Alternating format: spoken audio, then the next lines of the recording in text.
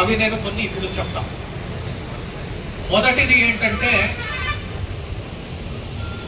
Sir government భూమి, government వాళ్ళు మాకు పట్టా ఇచ్చారు, కానీ ఫారెస్ట్ వాళ్ళు వచ్చి ఆపుతున్నారు.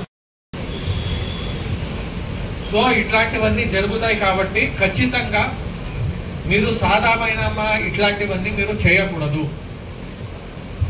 ఓకే సార్, మాకు తెలియకుండా మేము ఇక మీద నుంచి చేయము, కానీ ఇంతకు ముందు అయిపోయాయి.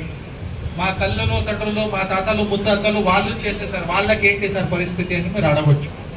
దానికి ఈ చట్టంలో ఒక అవకాశం ఉంది. ఏమంటది చట్టం? 2014 కంటే ముందు 2014 కంటే ముందు మీరేమైనా సాదా బైనామాలో కొని ఉంటే అండ్ ఆ 2020లో ఒకసారి అప్లికేషన్ తీసుకున్నారు, మీకు ఐడియా ఉందా ఎంతమంది పెట్టుకున్నారు అప్లికేషన్? సో ఎవరెవరైతే పెట్టుకున్నారో ఈ చట్టం ద్వారా సాల్వ్ అవుతుంది. మేము మీ ఊరికి రావడం జరుగుతుంది, మిమ్మల్ని పిలవడం జరుగుతుంది. మీకు అమ్మిన ఎవరు ఆయన ఉన్నాడు, ఇద్దరిని పిలుస్తాం.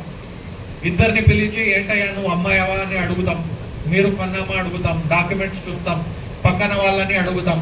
అడిగి అందరిది ఒక అఫిడవిట్ రాసేసి అందరూ ఒప్పుకుంటే ఇమ్మీడియట్లీ ఎవరైతే కొన్నారో వాళ్ళకి పట్టాలు ఇష్యూ చేసేస్తాం.